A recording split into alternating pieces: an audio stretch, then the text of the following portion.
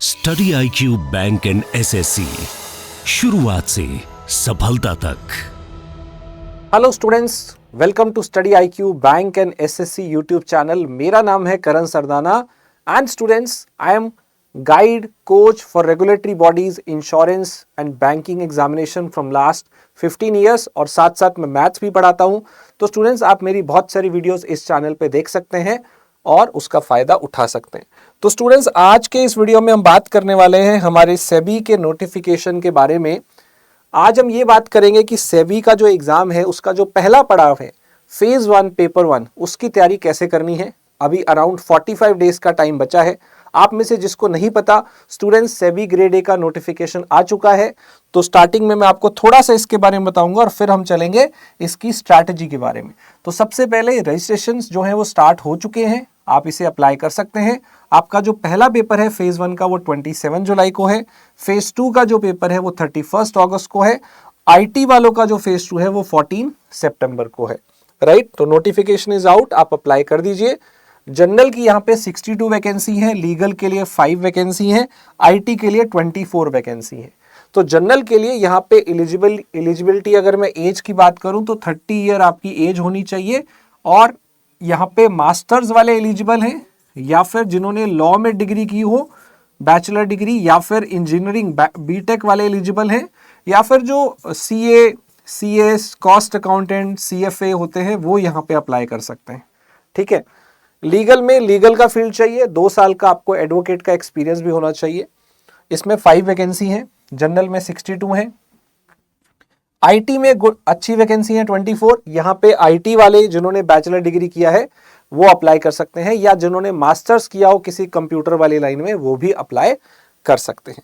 तो bachelor degree किसी में भी, इंजीनियरिंग में भी किया हो तो अप्लाई कर सकते हैं। इंजीनियरिंग बीटेक हर कोई एलिजिबल है IT वाले में, और इसमें आप मास्टर्स हो, लॉ हो, इंजीनियरिंग वाली डिग्री है, या CA CS है तो जनरल में अप्लाई कर सकते हैं। सो बहुत ही बढ़िया ऑर्गेनाइजेशन है, जरूर इसके लिए अप्लाई करिएगा जो भी एलिजिबल है। तो सबसे पहले बात करते हैं जो इसका पहला पड़ाव है फेज 1। उसी दिन जब आप फेज 1 देने जाएंगे, आपका 27 जुलाई को पेपर है, तो आपके पास लगभग 45 दिन बचे हैं। उसमें आपके 2 पेपर होंगे, एक आपका होगा फेज 1 पेपर 1, और फिर थोड़ी देर बाद आपका दूसरा पेपर भी होगा पेपर 2 साथ के साथ। तो स्टूडेंट्स, पेपर 2 में आपका कोर पार्ट आएगा, जैसे IT का IT वाला पार्ट, लीगल का लीगल वाला पार्ट, और भी पोस्ट है उनका टेक्निकल पार्ट आएगा। जनरल वालों के लिए सारे कॉमर्स वाले सब्जेक्ट आएंगे, commerce, accounting, finance, management, costing, ये सब उसके अंदर पूछा जाएगा। इकोनॉमिक्स भी आएगा। तो आज के वीडियो में हम बात मेनली करेंगे फेज 1 पेपर 1, जो कि सारी शिफ्ट वालों को देना है और ये कॉमन है। अब बहुत सारे स्टूडेंट्स जो प्रोफेशनल डिग्री कर रहे हैं उनका ये वाला पोर्शन अच्छा नहीं होता है। इस पोर्शन में 4 सब्जेक्ट पूछे जाते हैं, मैथ्स, रीजनिंग, इंग्लिश और general awareness. Reasoning, GA, maths और इंग्लिश। आई होप ये क्लियर है। अब ये क्वेश्चन कितने आएंगे? 80 क्वेश्चन आएंगे, 20 क्वेश्चन फ्रॉम ईच सेट। और आपको मार्क्स कितने मिलेंगे? 100 मार्क्स। यानी कि ये नहीं कि 100 मार्क्स है तो 100 क्वेश्चन आएंगे, नहीं, 80 क्वेश्चन आएंगे, 20-20 क्वेश्चन के चारों सेट, और हर क्वेश्चन के लिए 1.25 मार्क्स हो गया एक तरह से। अच्छा, इसके लिए टाइम कितना मिलेगा आपको? 1 घंटे का। पहला पेपर 1 घंटे का होगा, फिर आपका दूसरा पेपर भी 1 घंटे का होगा। राइट, तो ये 1 घंटे का जो पेपर है इसमें आपको 80 क्वेश्चन करने हैं। अब आप ये डर रहे होंगे देखने के लिए कि भाई मुझे तो 80 क्वेश्चन करने हैं, कैसे करेंगे 1 घंटे में? 80 नहीं करने हैं। यहाँ पे कितने करने हैं स्टूडेंट्स? आपको मार्क्स कितने चाहिए क्वालिफाई करने के लिए वो देखिए, ओनली 30%। 100 में से अगर आप 30 नंबर लेके आ जाते हैं, इसका जो दूसरा पेपर होगा ना, इसी में पेपर 2, उसमें आपको 100 में से 40 लाने हैं।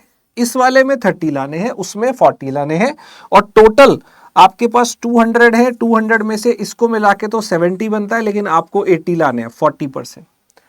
तो हम सिर्फ अगर पहले पेपर की बात करें तो 100 में से 30 नंबर ही चाहिए, और भले ही आप 90 नंबर ले आओ, उसका एक भी वैल्यू आपको आगे नहीं मिलने वाला है। तो मेरिट आगे नहीं है इस पेपर की, ये सिर्फ क्वालिफाइंग है। ये जो पेपर है ये क्वालिफाइंग है, इसके लिए हद से ज्यादा तैयारी नहीं करनी है 90 नंबर वाली।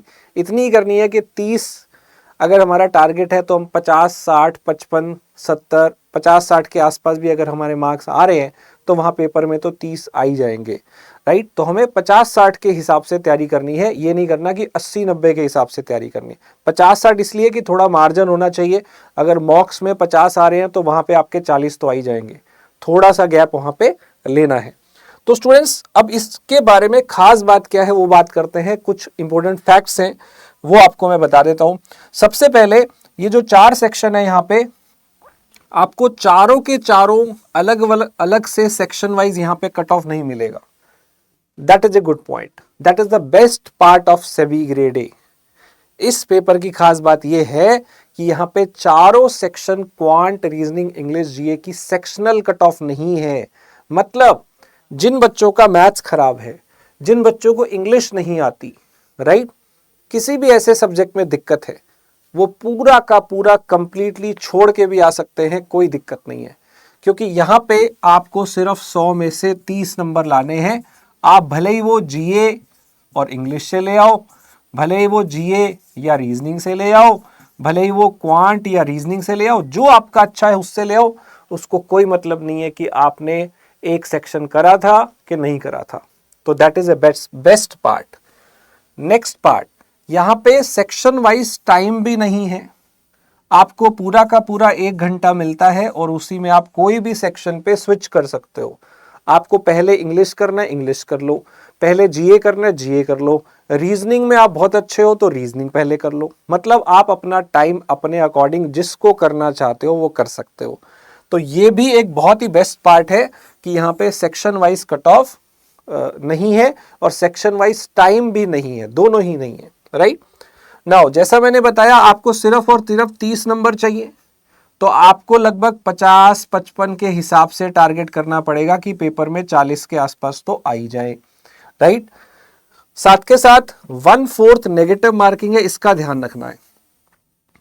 1/4 नेगेटिव मार्किंग है, इसका ध्यान रखना है। तुक्के नहीं मारने हैं यहाँ पे।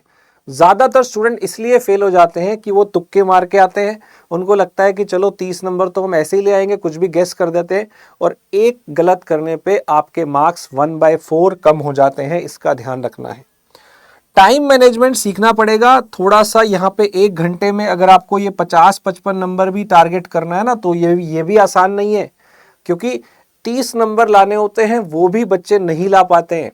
सिर्फ 10, 11, 12% लोग होते हैं जो ये क्वालिफाई करते हैं, टोटल में से 20% भी नहीं होते। तो इसका मतलब समझ लो हर कोई ये भी नहीं कर पाता है। तो स्पीड बनानी पड़ेगी, टाइम मैनेजमेंट सीखना पड़ेगा। पर अच्छी बात यह है कि आप जिस सेक्शन में अच्छे हो उसे बहुत अच्छा कर लो, और जिसमें अच्छे नहीं हो उसमें थोड़ा बहुत काम चलाओ काम कर लोगे तो भी आप पेपर क्लियर कर सकते हो। और ज्यादातर बच्चों को मैथ से दिक्कत होती है, स्पेशली लीगल वालों को, और भी जो रिसर्च वाली पोस्ट है, बहुत सारी पोस्ट में क्वांट में सबसे ज्यादा प्रॉब्लम होती है स्टूडेंट्स को। तो वहां पे आप उस सेक्शन को छोड़ भी सकते हो, राइट। अभी मैं चारों सेक्शन में बताऊंगा कि क्या क्या चीज सबसे ज्यादा जरूरी है, क्या है जो आप छोड़ सकते हो, चारों सेक्शन पे मैं आपको बताऊंगा। और अगले 45 दिन में हम इसे कैसे पढ़ें बेहतर तैयारी के लिए, राइट। सो स्टूडेंट, मैं कई सालों से सेबी, आरबीआई, नबार्ड ऐसे सारे स्टूडेंट्स को प्रिपेयर करा रहा हूं for all these regulatory body exam, तो मैं आपको गाइडेंस दे पाऊंगा इसके लिए। चलिए स्टार्ट करते हैं। तो सबसे पहले बात करते हैं क्वांट की स्ट्रैटेजी फॉर नेक्स्ट 45 डेज, ठीक है। एक एक करके सारे सेक्शन पे बात करेंगे। सबसे पहले, अगर आप इसको बिल्कुल नो कहना चाहते हो तो बिल्कुल आप कर सकते हो, इसे छोड़ सकते हो, कोई प्रॉब्लम नहीं है। अगर आपको लगता है कि मेरे बस की बात नहीं है क्वांट करना, आप छोड़ सकते हो, आप बाकी 3 सेक्शन अच्छे कर लो, ये आपकी मर्जी है। Don't waste too much time in quant. Quant paper में सॉल्व वैसे भी नहीं होता है, टाइम कंज्यूमिंग होता है। प्रैक्टिस करते करते आपको पता ही नहीं चलेगा कितने घंटे आपने क्वांट के ऊपर स्पेंड कर दिए, और पेपर में आप क्वांट में अच्छे नंबर लेके भी नहीं आए, राइट। सबसे ज्यादा टाइम कंज्यूमिंग पार्ट होता है प्रिपरेशन में भी और एग्जाम में भी। तो इसलिए इसको आप सेबी पेपर के लिए सबसे लीस्ट प्रायोरिटी पे रखेंगे, सबसे ज्यादा लीस्ट प्रायोरिटी पे इसको रखेंगे, ठीक है। और अगर आपको करना ही है कि भाई मुझे कुछ तो क्वांट में करना है, ऐसा नहीं है कि मैं बिल्कुल थोड़ा बहुत मुझे आता है ऐसा सोच रहे हो, थोड़ा बहुत क्वांट तो करके ही जाना है, जीरो नहीं करके जाते। तो इसमें क्या करना है, देखो आपको 20 क्वेश्चन मिलेंगे। पहले मैं आपको बताता हूं 20 क्वेश्चन में क्या क्या आएगा। आपको एक डीआई मिलेगा मिनिमम, 5 क्वेश्चन उसमें आएंगे। DI मतलब डाटा इंटरप्रिटेशन, ग्राफ वाले सवाल आएंगे। आपको एक यहाँ पे सीरीज वाले क्वेश्चन या क्वाड्रेटिक वाले क्वेश्चन या फिर सिंप्लीफिकेशन वाले क्वेश्चन, इनमें से आपको कुछ क्वेश्चन मिल जाएंगे, लगभग 4 to 5 क्वेश्चन, जो आपका कट ऑफ क्लियर करने में बहुत हेल्प करेंगे, क्योंकि ये सबसे आसान पार्ट होता है मैथ्स का। सिंप्लीफिकेशन, सीरीज या क्वाड्रेटिक में से 5-6 सवाल एक्सपेक्टेड रहते हैं। अगर ये भी आपको मिल गए तो आपके लिए बहुत है। 5-6 नंबर इसमें से निकालना, 20 में से 5-6 क्वेश्चंस, मैं नंबर की बात नहीं कर रहा हूं, नंबर तो है इंटू 1.25 हो जाएगा। नाउ जो तीसरा सेक्शन है यहाँ पे अगर हम बात करें, DI हो गया, ये हो गया, इसके अलावा अरिथमेटिक है। अरिथमेटिक में से आपके बाकी के 8-9 क्वेश्चन आएंगे। ये बहुत लेंथी पार्ट है। अरिथमेटिक में आपको बहुत सारे चैप्टर करने हैं, percentage, profit loss, average, ratio, mixture, partnership, ages, time and distance, किसी से भी उठ के एक सवाल आ जाएगा, हर चैप्टर में से एक एक सवाल आ जाएगा। अब ये जो है, ये आपको देखना है कि अगर आपके पास टाइम है तो इसको पढ़ेंगे, वरना इसको कंप्लीटली नो कह सकते हैं। 2-4 परसेंटेज, प्रॉफिट लॉस वगैरह चैप्टर कर सकते हैं, क्योंकि उसमें से ज्यादा क्वेश्चन बनते हैं। अदरवाइज ये वाली जो चीज है, इसे आप होल्ड पे रख सकते हैं, इसे आप बिल्कुल लास्ट में कर सकते हैं। जब आप सारा कुछ बाकी कर लें, आपके पास टाइम हो, तो इनमें से जितने चैप्टर आप करना चाहो तो कर सकते हो। सबसे ज्यादा जरूरी है यहाँ पे करना ये वाला पार्ट, पहली प्रायोरिटी पे। दूसरी प्रायोरिटी पे आप DI को रख सकते हैं, थोड़ा थोड़ा प्रैक्टिस करते रहें।